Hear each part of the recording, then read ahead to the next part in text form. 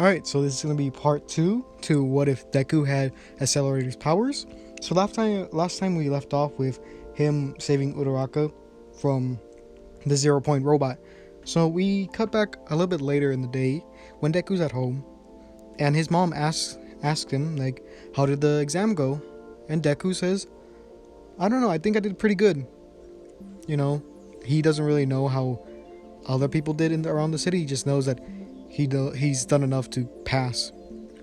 So he goes to his room, feeling, kind of indifferent about how he did. But then his mom gives him the letter. He opens it and he gets a message from All Might saying that not only did he did the best during, like, throughout that new year, like the new class of freshmen, but he also did the best in UA's history. And Deku's pretty shocked. And All Might says, welcome to UA. I'll see you in a week. Right? And Deku's kind of excited since he got like the best score. So when we get to a week later, he enters the classroom and he sees Bakugo and Ida fighting because Ida's telling Bakugo not to put his feet on the desk. And he kind of ignores this. And Ida actually goes up to him and stating, like, I saw what you did during the exam. If I wasn't, if I didn't know if it was a, he basically like tells him that he was a kind of a better student than he was for realizing that there's more to the test than just, what's it called, destroying robots, because he actually saved someone. But then this is when Uraraka comes in, and she says, oh hi Midoriya, it looks like we're in the same class. And Deku's like, oh hey, oh I remember you, you're the girl I saved. And she kind of blushes because she remembers all what happened. And Deku says, oh, I hope we could be friends. And he extends his arm to give her a handshake, and she does, quite nervously. And before they could actually talk even more, this is when Aizawa comes through, and basically they don't believe that he's the teacher because of how he looks. But he explains that they're not going into orientation and that they're doing a quirk test. So he says anyone who gets the worst score actually gets kicked out of UA.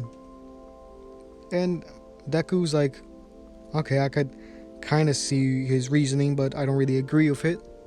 So they go out to the field to test out the quirks. First would be the race. I think Deku would get first since he would like hit the ground and then you activate his quirk. And people, I've only seen like one comment of what it should be called, and the person said manipulator, so that's what I'll call it, since there was no other suggestions. So he would use his quirk, and then the ground would create like a little crater, and he would just like flash forward. Like it would be like he would be faster than Ida. He would get number 1 in the race, right? Because he could just control the vectors, right? Because this quirk is very overpowered. So then the next test would be the test of strength. So what Deku would do is that when he touched the device that would measure your grip strength, he would use his quirk to push it downwards, and I think he would actually get the limit on the device because he doesn't want to break it. So he would win in the test of strength. And when we get to the ball throw, I think, because Accelerator can literally survive a nuclear blast, so that means he could make enough force to equalize the he has enough power to reflect a shockwave from a nuclear blast. So he has to have at least 2 times the strength of a nuclear bomb just to reflect the shockwave. So I think he would have enough strength with his quirk to actually get the ball through, get past the Earth's atmosphere. And I'm not sure what the ball would be made out of, because if he threw it as fast as he can and it would go through the atmosphere, he would just burn up. So we could assume that it's made out of something durable, but also light enough to be equal to a regular baseball.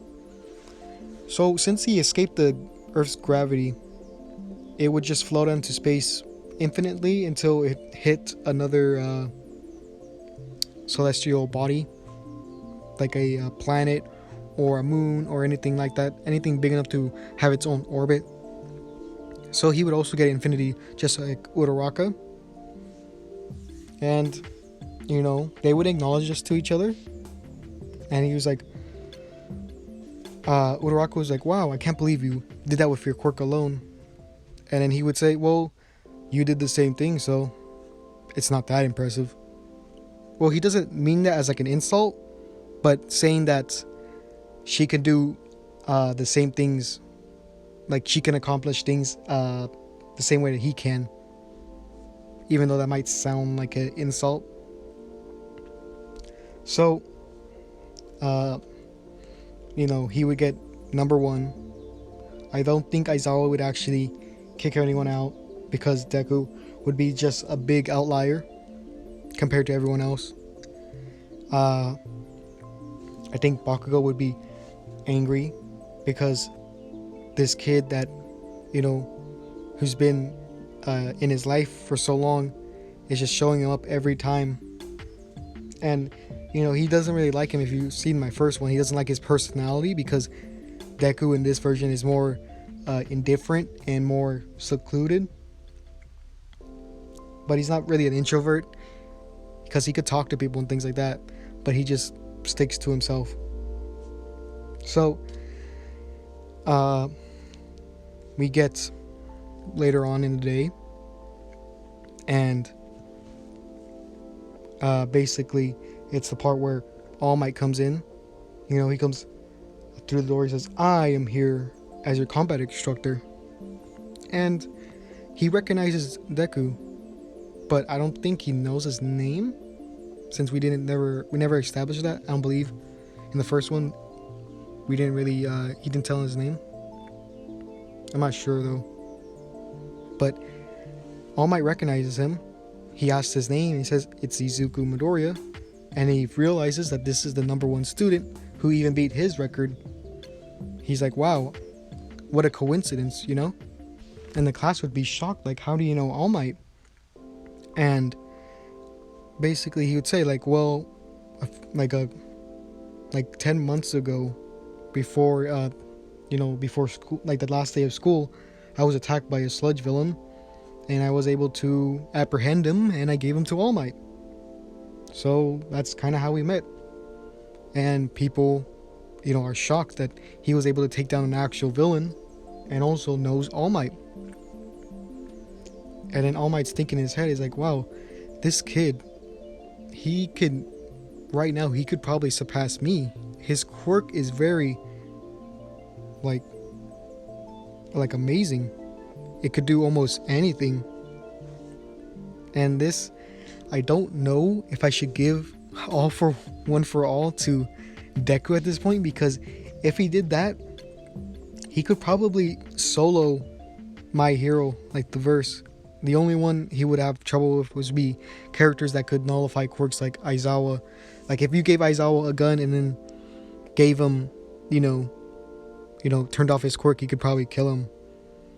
But that's even if Aizawa could, like, you know, get him in time.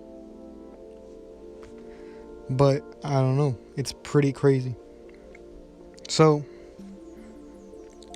I don't really want to give him All for One or One for All, but if you guys want that, maybe.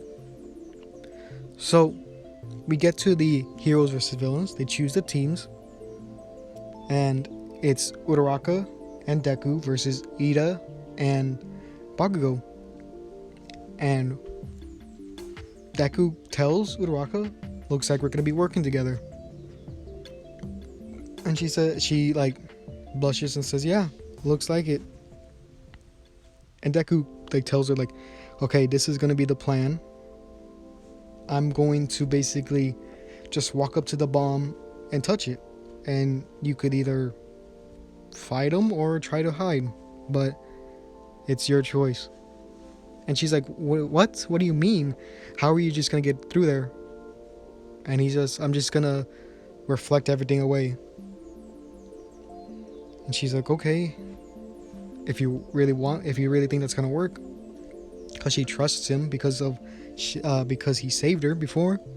So he goes up, and Bakugo's like, "Looks like I'm gonna take that smirk right off your face," because he's like really angry because he doesn't like this. It's like the same dynamic that Bakugo had with Todoroki and how he's always quiet. It's the same kind of dynamic right there. So Bakugo rushes in, blasts him, but the blast just goes around him, doesn't really touch Deku. And then Deku keeps on walking. So Bakugo goes for a punch. Deku just basically nullifies it. And Bakugo, thinking that, this might be a chance to use his grenade gauntlets, he basically unpins it, trying to shoot it directly at Deku, but it doesn't work. Again, he just nullifies it. And I think, I saw this in the newest episode of Accelerator, where he uses air, and he puts a constant air flow to pin someone against the wall. If you haven't seen that, it's in the second episode. And I think Deku would do something similar. And as he's on the wall, I think Bakugo would be kind of stuck because he wouldn't be able to move. He would try to use the explosions to move, but Deku would just put more force into his wind. So this is when Deku actually puts the tape around him, so Bakugo would be out of the game. So after Deku puts tape, Bakugo's just furious that he lost Deku, and basically he tries to go for another attack, but he knows that's he tries to cheat, but Deku just looks at him and says, "I don't think that's a good idea. You wouldn't want me to not only nullify it but reflect it back at you." And Bakugo just backs down because Deku was basically threatening him. And at the same time, Ida, who's on the top floor, actually is hearing all these explosions and feeling the vibrations from it, the shockwaves. So he doesn't know what's going on, and he just sees someone appear on the other side of the room, and it's just Deku without a scratch. And he's just thinking to himself, how is this guy? How did Bakugo not even scratch this guy? What's his quirk? Because he doesn't know at this point. I don't think people explain their quirk on the first day. It's pretty easy to understand some of the quirks, but I don't think everyone explained theirs. So Ida goes and rushes for a kick, and this is when Deku just nullifies it and reflects it back, so Ida would be knocked back a bit. And Ida's confused, "Midoriya, what's your quirk? Is it telekinesis?" And you'd be like, "No, not really. It's actually better. It's vector control. I call it manipulator." And Ida's shocked. He doesn't know how to keep the bomb away from him. So what he does is he just picks up the bomb and tries to run around as fast as he can, so Deku wouldn't be able to touch it and have the timer run out, because he can't really fight him. So what Deku does is he just taps the floor, and it just breaks everything around him. And Ida, since he's falling, Deku just launches himself off some of the debris to actually touch the bomb. So this is how he actually wins. And people are just seeing this and they're just shocked. He basically won without lifting. Well, not lifting, but not even trying to he didn't throw a punch. That's what I mean. So after they're going over the match, right? And All Might's like, Midoriya, you have a strong quirk, right? But if you want to be a hero, you need to learn you need to learn teamwork, right? You can't just rely on yourself, because there's going to be situations where you are not going to be able to solely rely on yourself. And Deku's like, alright, I'll keep that in mind, All Might. And people are super impressed. And we get, later on, or I forgot to mention, I'm not sure how I should make the costume for Deku. If you guys have any idea, if you have any idea of how his costume should be, then you can write that down in the comments. But I think it would go to the part where they pick class representatives, and this is the part where everyone wants to be a class representative. But I don't think Deku would care, since he's always stuck to himself. But then when Ida suggests the idea of voting for it, I think Deku would win, because of how everyone knows how powerful his quirk is, and he's not really he doesn't have that aura of thinking that he's superior to everyone else. So he's seen as kind of a good guy. He's more relaxed than Ida, so I don't think Ida would win. So I think it'd be Deku in first, and then Momo in second, since she got second place in the anime, and I don't see why she wouldn't in this one. But don't worry, I'm not gonna make this like a harem, so you don't have to worry about that. So I think I'll end it in this part. Don't worry, I'm still gonna do Danny Phantom, and I'm still gonna do Prototype. But for Prototype, I'm thinking I'm going to involve the movie into the story, so I need some time to, I need to get around to watching the film again and going over some plot details that I can put in the story. And yeah, so I'm still going to continue those series. If you want more of an idea of what Accelerator can do, you can watch the anime A Certain Magical Index, or you could watch the new anime that's coming out, or that came out recently, called Accelerator. There's 2 episodes so far, so yeah, there's no dub out yet, so you'd have to watch it in subs. But yeah, recently we reached 200 subscribers, so I'm very thankful for that. So I would like to just say how grateful I am for that. And this is the end of the video, so yeah.